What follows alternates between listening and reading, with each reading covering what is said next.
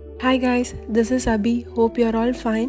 இந்த வீடியோவில் இந்தியாவிலேருந்து வந்த பார்சல் அன்பாக்சிங் தான் பார்க்க போகிறீங்க. இந்தியாவிலேருந்து எனக்கு இதுதான் ஃபஸ்ட் தடவை பார்சல் வந்தது. நான் எப்படி கொரியர் செலக்ட் பண்ணேன், எவ்வளோ எனக்கு சார்ஜ் பண்ணாங்க பெர் கேஜிக்கு, அதுக்கப்புறம் நான் கொரியரை 2 தான் ஸ்ப்ளிட் பண்ணி போட சொன்னேன். எதனால் நான் அப்படி பண்ணேன், எல்லா இன்ஃபர்மேஷனையும் நான் இந்த வீடியோவில் ஷேர் பண்ணிக்கிறேன். உங்களுக்கு கண்டென்ட் பிடிச்சிருந்தா நீங்கள் வீடியோ பார்க்க கண்டினியூ பண்ணுங்கள். ஃபாரின் கண்ட்ரீஸில் இருக்கிறவங்களுக்கெல்லாம் இந்தியாவிலேருந்து கொரியர் வந்தாலே அன்றைக்கி ஃபுல்லாக ஸ்பெஷல் டேவாக இருக்கும். வீட்டிலேருந்து கொரியரோட ட்ராக்கிங் கொடுத்துட்டாங்க. டெய்லிக்கும் ஒரு 3-4 தடவையாச்சும் செக் பண்ணி பார்த்துருவேன் கொரியர் எங்கே வந்துக்கிட்டு இருக்குன்னு. சாட்டர்டே போட்ட கொரியர் இது. சிதம்பரத்துலேருந்து போட்டாங்க, கருடவேகா கொரியர் சர்வீஸில். இங்கே எங்களுக்கு ரிசீவ் ஆனது தேர்ஸ்டே ரிசீவ் ஆகிடுச்சு. ஒரு 4 டேஸ்க்குள்ளே ரிசீவ் ஆகிடுச்சு. கருடவேகா ஆஃபீஸில் சிதம்பரத்தில் வெட்னஸ்டே அண்ட் சாட்டர்டே மட்டும்தான் கனடா பார்சல் சென்ட் பண்ணுற மாதிரி சொன்னாங்க. பேக்கிங் ஃபுல்லாக அவங்க தான் பண்ணினாங்களா.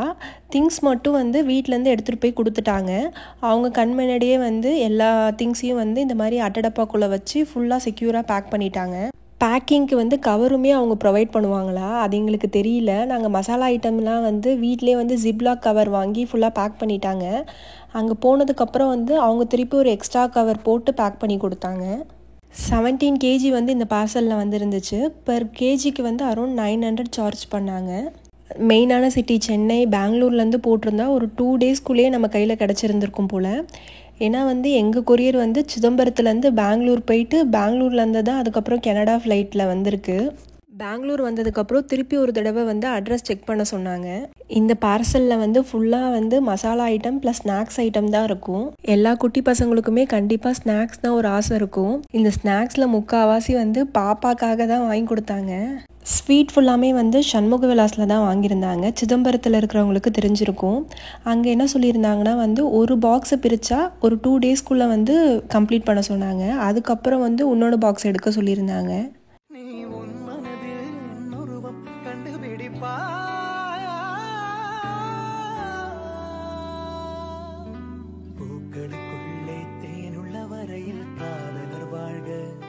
திங்ஸ்லாம் வாங்குறதுக்கு முன்னாடியே ஃபஸ்ட்டு கொரியர் சார்ஜஸை நான் விசாரிக்க சொன்னேன். கேஜி அதிகமாக தான் கொரியரோட ரேட் கம்மியாக இருந்துச்சு. நான் அதனால் ஃபஸ்ட்டு 20 கேஜிக்கு பிளான் பண்ணியிருந்தேன். ஆனால் அதுக்கப்புறம் எப்படி தான் திங்ஸ்லாம் சேர்ந்துச்சுன்னு தெரியல, 30 கேஜி கிட்ட வந்துருச்சு. அதுவும் 15 கேஜி கிட்ட ஃபுல்லாக ட்ரெஸ்ஸே வந்துருச்சு. இந்த 30 கேஜியுமே மொத்தமாக ஒரே கொரியர் சர்வீஸில் தான் ஃபஸ்ட்டு போடுற மாதிரி பிளான் இருந்துச்சு கருடவேகாவில். இங்கே நெய்பர்ஸ் கிட்டலாம் விசாரிக்கும் போது அவங்க என்ன சொல்லியிருந்தாங்கன்னா, இந்தியாவிலேருந்து இங்கே பார்சல் வந்தால் முக்கால்வாசி கஸ்டம் டியூட்டி போடுவாங்க. அது எந்த திங்ஸ்க்கு எவ்வளோ போடுவாங்கன்னே நம்மளால் சொல்ல முடியாது. அதனால் ஃபஸ்ட்டு நீங்கள் ஒரு 10 கேஜி சென்ட் பண்ண சொல்லுங்கள். அதுக்கு எப்படி கஸ்டம் டியூட்டி வாங்குறாங்கன்னு பார்த்துட்டு அதுக்கப்புறம் வேணும்னா திருப்பி சென்ட் பண்ண சொல்லுங்கள் அப்படின்னு சொல்லியிருந்தாங்க. எங்கள் வீட்டில் ஃபஸ்ட்டு கருடவேகாலையும் விசாரித்தாங்க, போஸ்ட் ஆஃபீஸ்லேயும் விசாரித்தாங்க. கருடவேகானா ஃபுல்லாக பேக்கிங்லாம் அவங்களே பண்ணுற மாதிரி சொன்னாங்க. ஆனால் போஸ்ட் ஆஃபீஸில் நம்ம திங்ஸ்லாம் எடுத்துகிட்டு போயிட்டு அவங்க பாக்ஸ் கொடுத்துருவாங்களா, அதுக்குள்ளே ஃபுல்லாக நம்ம வைக்கணும் அப்படின்னு சொல்லியிருந்தாங்க. ஆனால் ரெண்டுத்துக்கும் கொரியர் சார்ஜ்னு பார்த்தா ரொம்ப பெருசாக டிஃப்ரென்ஸ் இல்லை. போஸ்ட் ஆஃபீஸ் கொஞ்சம் கம்மியாக இருந்துச்சு. போஸ்ட் ஆஃபீஸ்க்கு டெலிவரி டைம் கொஞ்சம் அதிகம் சொல்லியிருந்தாங்க. நியர்லி 10 டேஸ் கிட்ட சொல்லியிருந்தாங்க. அதனால தான் கருடவேகா நாங்கள் ப்ரிஃபர் பண்ணோம். ஆனால் இங்கே கனடாவில் கஸ்டம் டியூட்டி வாங்குறாங்க அப்படின்னு சொன்னோன்னே அதுக்கப்புறம் கொஞ்சம் யோசித்தேன். சரி ஃபஸ்ட் தடவையாக இருக்குது அப்படின்னு சொல்லிட்டு ஸ்ப்ளிட் பண்ணி 2 பார்சல் சர்வீஸில் அனுப்ப சொல்லியிருந்தேன். அதுவும் போஸ்ட் ஆஃபீஸில் என்ன சொன்னாங்கன்னா ஒன்லி பிராண்டட் ஐட்டம் மட்டும்தான் அக்செப்ட் பண்ணிப்பாங்களா. வீட்டில் ரெடி பண்ணுற மசாலா தூள்லாம் அவங்க கொரியர் பண்ண மாட்டாங்களா. நிறைய ரெஸ்ட்ரிக்ஷன் சொன்னாங்க. அதனால் அவங்கள்ட்ட என்னென்ன ஐட்டம்லாம் சென்ட் பண்ண முடியுமோ அதை மட்டும் போஸ்ட் ஆஃபீஸில் போட்டாச்சு. முக்கால்வாசி போஸ்ட் ஆஃபீஸில் ட்ரெஸ்ஸும் ஆக்சசரிஸும் தான் சென்ட் பண்ணியிருந்தாங்க. கடையில் வாங்குகிற ஸ்வீட்லாம் அக்செப்ட் பண்ணிப்பாங்க போஸ்ட் ஆஃபீஸில். ஆனால் போஸ்ட் ஆஃபீஸில் போட்டால் டிலே ஆகும் அப்படின்னு சொல்லிட்டு கருடவேகாலே போட்டுட்டாங்க. எனக்கும் என்னோடய ஹஸ்பண்டுக்கும் பிடிச்ச ஸ்வீட் ஒரு பாக்ஸ் அனுப்பிட்டு பாக்கி ஃபுல்லாக பாப்பாவுக்கு பிடிச்சதாக தான் இருந்துச்சு. என்னோடய ஃபேவரட் ஸ்வீட் அதிரசம். அதை பார்த்தோன்னே ஃபஸ்ட்டு ஓப்பன் பண்ணி சாப்பிட்டு தான் மற்றதெல்லாம் ஓப்பன் பண்ண ஆரம்பித்தேன். இந்த 2 பேக்கெட் ஸ்நாக்ஸுமே புதுக்கோட்டையிலேருந்து வந்திருந்துச்சு. என்னோடய மாமா ஊர் புதுக்கோட்டை, அதாவது அக்காவோட ஹஸ்பண்டு. அவங்களோட அப்பா புதுக்கோட்டையில் அர்ச்சனா பேக்கரின்னு சொல்லிட்டு கடை வச்சுருக்காங்க. எனக்கு பார்சல் போட போகிறோம் அப்படின்னு அக்கா சொல்லியிருக்கா போல். அதனால் அவங்க கடையிலேருந்து அவ்வளோ ஸ்நாக்ஸ் கொடுத்து விட்டாங்க. ஆனால் வெயிட் கன்ஸ்ட்ரெயினால் எனக்கு பிடிச்ச ஒரு 2-3 ஸ்நாக்ஸ் மட்டும் போட சொல்லியிருந்தேன். இந்த பாக்ஸில் இருக்கிறது ஃபுல்லாக வத்தல் உடையாமல் இருக்கிறதுக்காக வந்து பாக்ஸில் வச்சு கொடுத்துருந்தாங்க. நான் ஊர்லேருந்து எடுத்துகிட்டு வந்த மசாலா பவுட்ரு எல்லாமே வந்து இன்னும் ஒரு 3 மந்த்ஸ்க்கு இருக்கும்.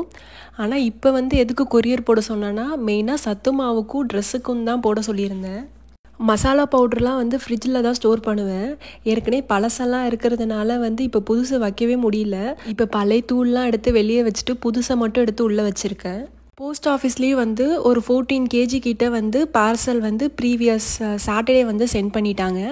ஆனால் எனக்கு வந்து இன்னும் ரிசீவ் ஆகலை. ட்ராக்கிங் செக் பண்ணும்போது வந்து இன்றைக்கி வந்து கனடா ரிசீவ் ஆன மாதிரி போட்டிருக்கு. போஸ்ட் ஆஃபீஸ்லேருந்து பார்சல் போட்டால் இங்கே வந்து கனடா போஸ்ட்லேருந்து வரும். சாட்டர்டே சண்டே வந்து ஒர்க்கிங் டேவாக இருக்காது. மண்டே தான் ரிசீவ் ஆகும்னு நினைக்கிறேன். கருட வேகால போட்ட கொரியர் வந்து இங்கே ஃபெடெக்ஸ் கொரியர் மூலியமாக வந்துச்சு. எது வரக்கூடாதுன்னு நினச்சி பார்சலை வந்து 2ஆக ஸ்ப்ளிட் பண்ணி போட சொன்னோனோ அது எனக்கு இங்கே நடக்கலை. அட் லாஸ்ட் வந்து இங்கே வந்து பார்சலை கொடுக்கும் போது எந்த ஒரு கஸ்டம் சார்ஜஸுமே வாங்கலை. என்னோட அசம்ஷன் வந்து ட்ரெஸ்ஸுக்கு தான் கஸ்டம் சார்ஜஸ் போடுறாங்க அப்படின்னு சொல்லிட்டு ட்ரெஸ்ஸஸ் ஃபுல்லாக போஸ்ட் ஆஃபீஸில் அனுப்ப சொல்லியிருந்தேன். பார்க்கலாம் போஸ்ட் ஆஃபீஸில் ட்ரெஸ்ஸஸ் வர்றதுனால ஏதாவது கஸ்டம் சார்ஜ் பண்ணுறாங்களான்னு.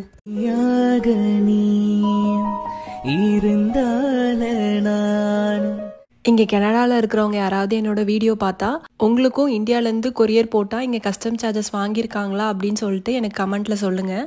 ஃபஸ்ட் தடவை கனடாவுக்கு கொரியர் பண்ணுறவங்களுக்கு இந்த இன்ஃபர்மேஷன் வந்து கண்டிப்பாக யூஸ்ஃபுல்லாக இருக்கும்னு நினைக்கிறேன். வேறு ஏதாச்சும் டவுட் இருந்துச்சுன்னா கமெண்ட்டில் கேளுங்க. தேங்க்யூ கைஸ் ஃபார் வாட்சிங் மை வீடியோ பிடிச்சிருந்தா லைக், ஷேர் அண்ட் சப்ஸ்கிரைப் பண்ணுங்கள். அடுத்த வாரம் இன்னொரு வீடியோவில் பார்க்கலாம். பாய்.